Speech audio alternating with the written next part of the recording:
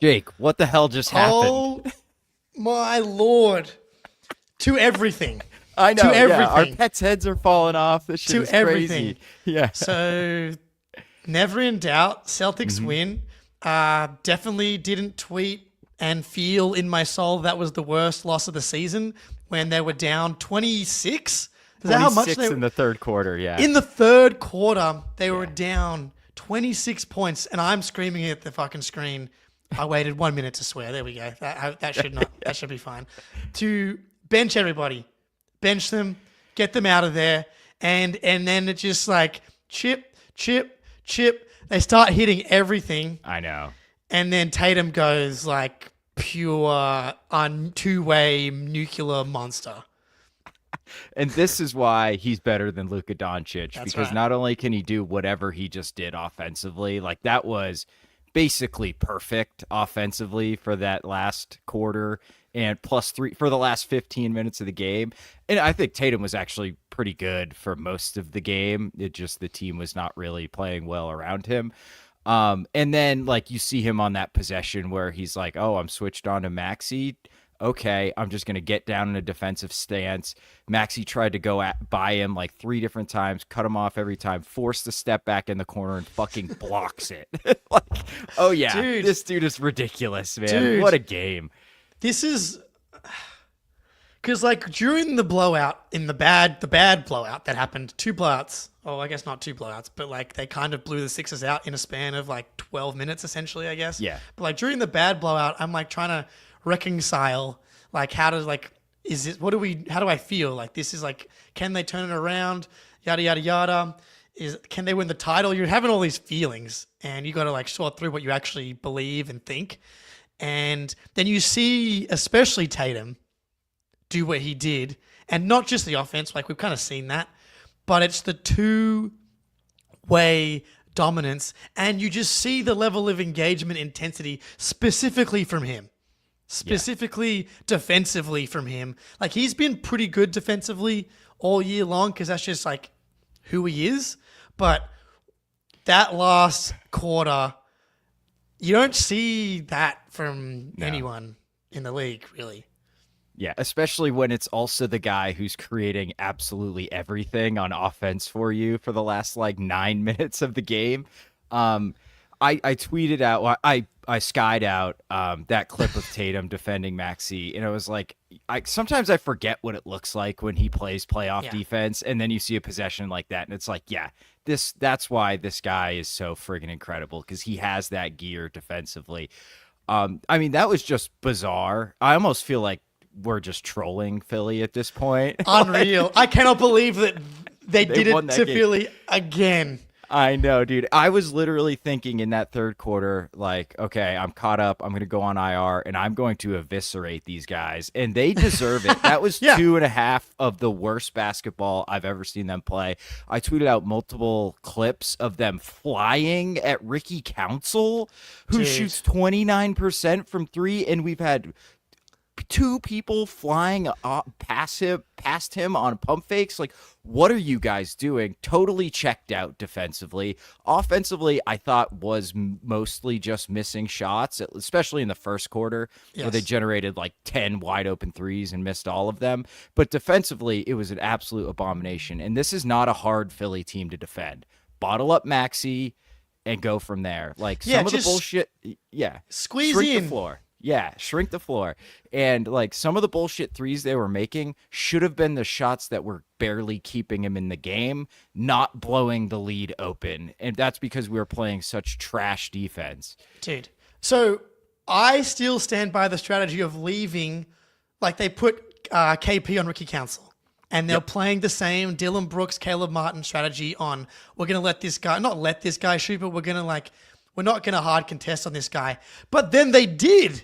Yeah, it makes no sense. He's open. That's good. We want him to That's be the open. whole point. Go put your fucking hand up and then don't go anywhere. And Jalen Brown, I think, had one of the worst ones. It's just like, Yes. I mean, KP did it too.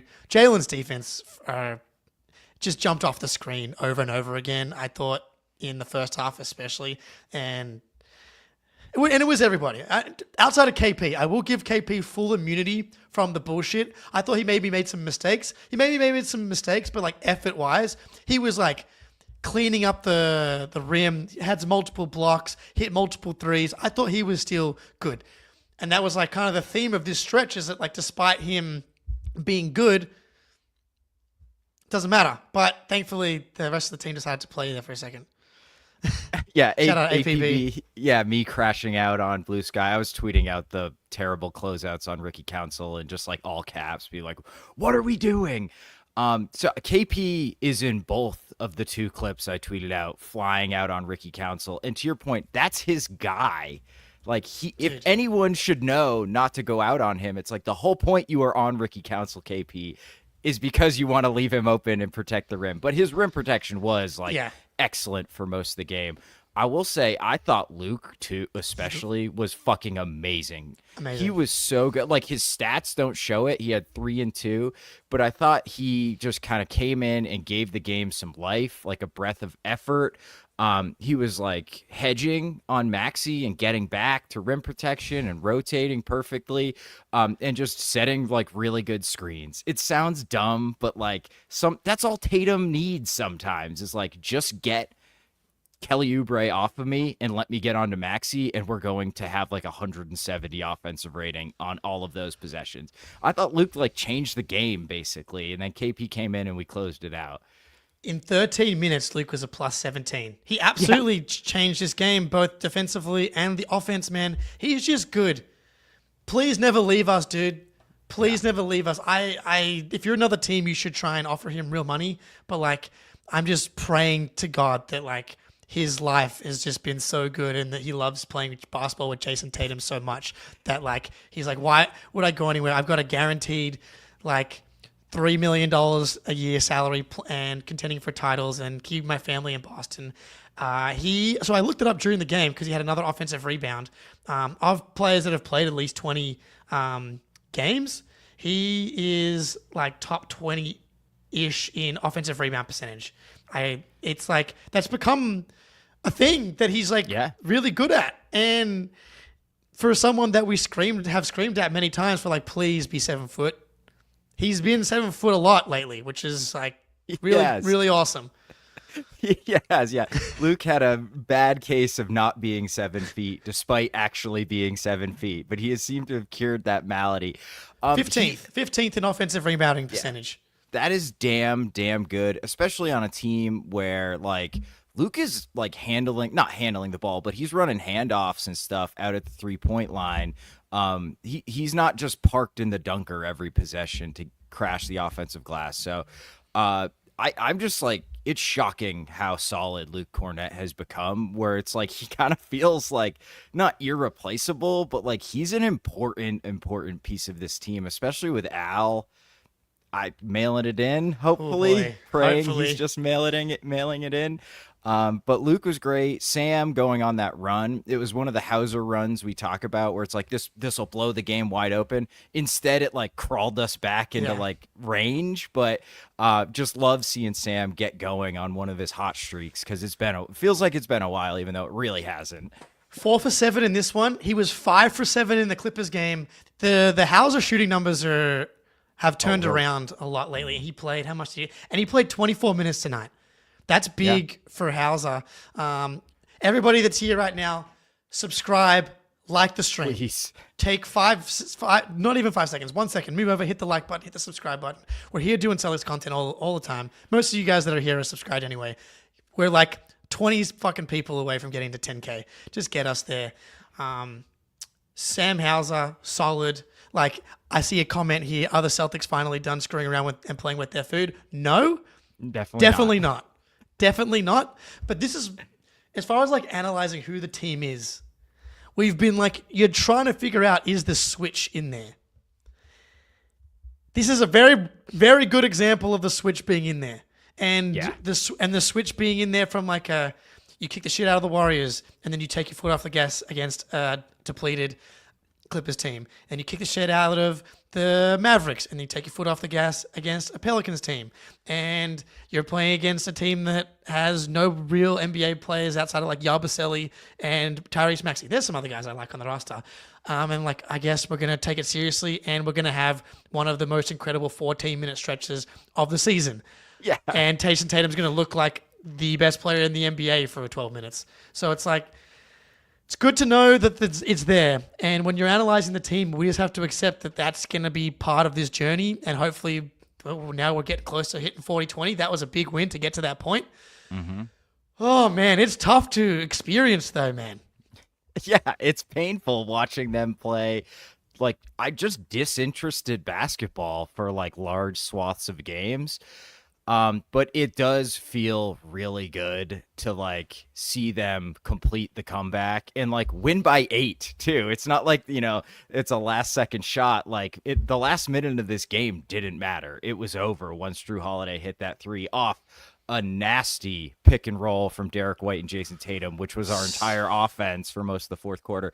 But Derek White was on the ball. Usually he's setting the screen, and they tons of patience up top to get Tatum in the right spot to hit a good screen. And then Derek hits him with like the lefty hezzy, gets downhill, kicks it to Drew Holiday, and the game was over, somehow completing a 26-point comeback in like 13 minutes. I mean, it was like, I almost feel like it is like unreal. Like that was like an out of body experience, dude. This is like, they almost did it against the Pacers earlier in the year. Remember, they were down like 24 in the middle of the fourth quarter and ended up forcing overtime, and they honestly should have won that game as well. But you go down 26 here late in the third quarter, and I guess this is why you always say it's never over, because statistically it's never over. The Celtics insurance didn't pay off today, thankfully. That's insane. So yeah, we're 5-4 to hit 40-20 now. That's pretty nice. Very doable place to be, even though we know that it's nonsense.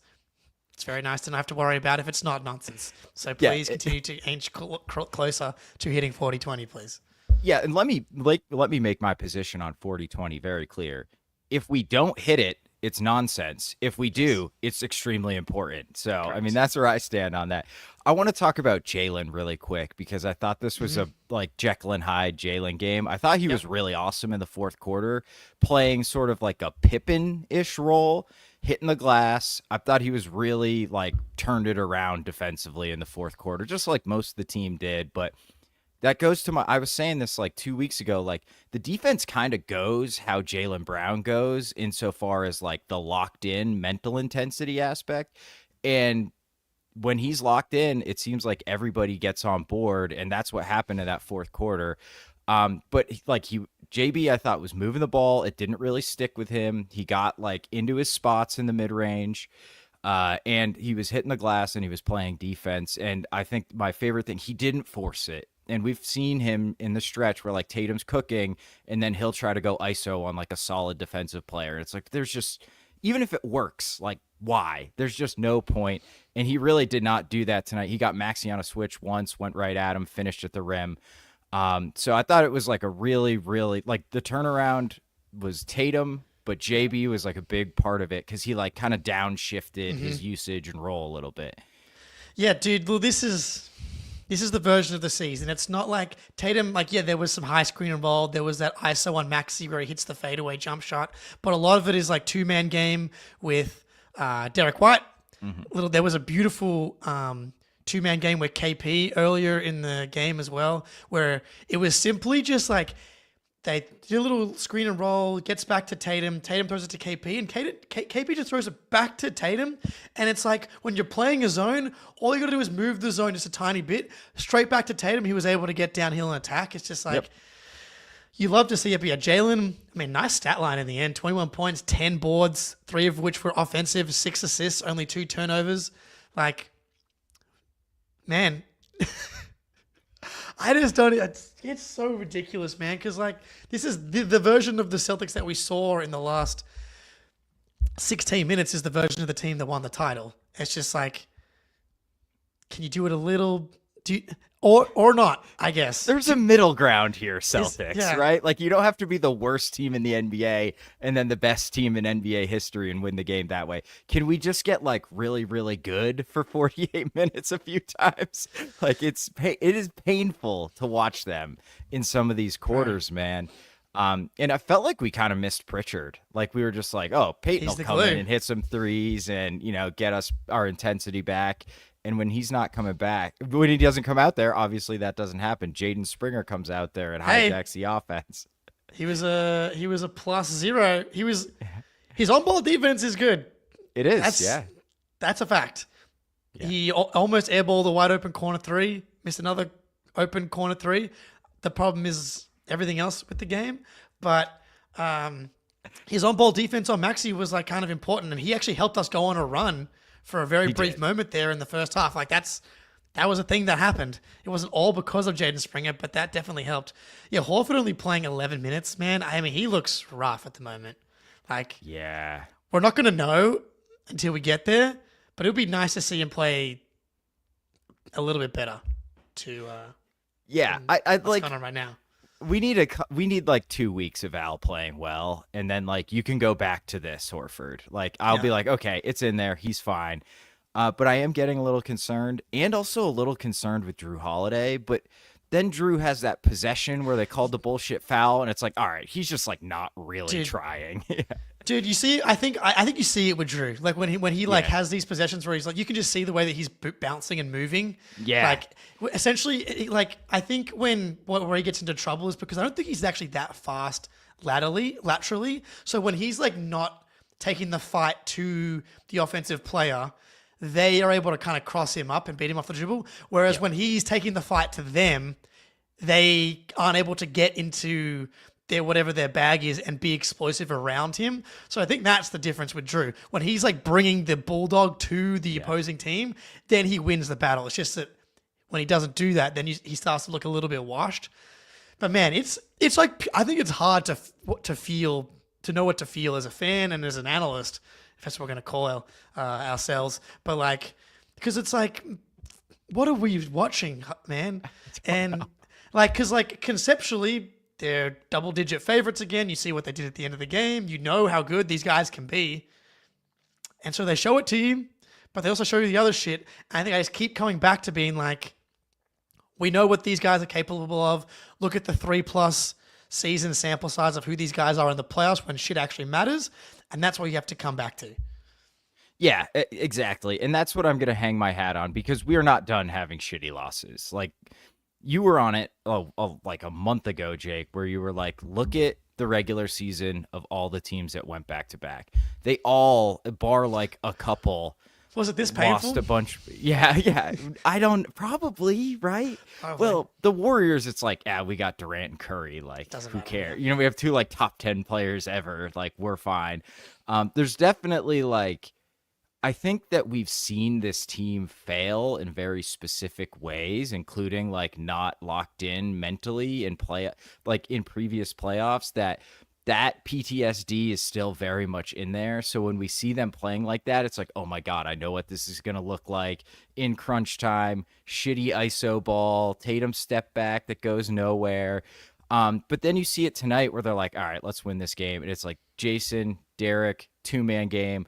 Totally, utterly unstoppable. Got any shot they wanted. Philly's like see a ghost. They don't know what to do. And then they turn up the defensive intensity and all of a sudden they're up 8. And it's like, wow, okay, that was awesome. So I do think this team is different. They are a switch team, and I think they have one. I really do. I think we've seen enough evidence of the switch now. I talked about all the blowouts and stuff, like the net rating and still being good, like is because of those blowouts, but like we've got the evidence pretty much of the switch. Spoonie, we should probably get out of here almost at 20 minutes. I'm going to be live with Sam LaFrance for late night. Me and Spoonie will be going live again tomorrow talking about everything. Do you want to give us a quick experience on how you're feeling about all the trades? So, okay, I know Fox went to San Antonio. Levine went to Sacramento. Yep. What did Chicago get? I think Herder moved. Okay. But I haven't seen the details yet. Okay, all right. Well, I think that the Spurs are going to be terrifying. Like Yeah. Fox is really good. Like Yeah. really, really good. And he's like a hyper Chris Paul. And Chris Paul's been like super solid for them and it like can get Wemby the ball. It is not hard to get Wemby the ball. Fox is going to have a lot more. Well, the Spurs don't have a ton of shooting, but Wemby being able to shoot compared to Sabonis is going to open the paint up for Fox. And Right. he gets ahead of steam. He's really difficult to stop going downhill. And plus, like they're going to throw 10 lobs a game to Wemby. So that is an incredible trade. And Levine to Sacramento is the most Sacramento thing of all time. Like, you just got to rebuild, guys. But hey, like, Levine's good. He's good. They just played together. DeRozan and Levine didn't even spend half a season apart. Yeah, they missed each other. Insane. It's ridiculous, man. I have full trade. Here we go. Spurs get De'Aaron Fox and Jordan McLaughlin. Don't mind him. Kings get Zach LaVine, City Sissoko, 3 first-round picks. 2025 Charlotte. Woo. That's pretty good. That's a good one. 2027 Spurs, 2031 Timberwolves, and 3 second-round picks. Bulls get Zach Collins, Trey Jones, Kevin Huerter, and their own 2025 pick via. Also, the Bulls get their own pick back. Oh, that's smart. Nice. Yeah, so the tank is on very much so. I like that for Sacramento. Those are I mean, if that's a real like unprotected Charlotte pick, that's obviously an incredible pick and like almost makes it worth it right there. But to me it's like then why get Levine and just like tank your own pick as well? You can but flip I him guess still. you need to. Yeah, you can flip him and you kind of need it for salary matching because Fox makes a shitload of money. So not a bad return. They did a lot better than Dallas did for Luka Doncic. Holy shit. So we'll be back tomorrow unpacking more of the Lukic stuff, more of the Fox stuff, and we'll do our own how do we get Yabusele on the team because hell yeah. we got to get him, dude. He's so good. He is. He's awesome. so good. It's ridiculous. He's so All right, good. we should probably cut it there. Yeah. All right. Check out Late Night. See everybody once I can find the outro. Here it is. All right.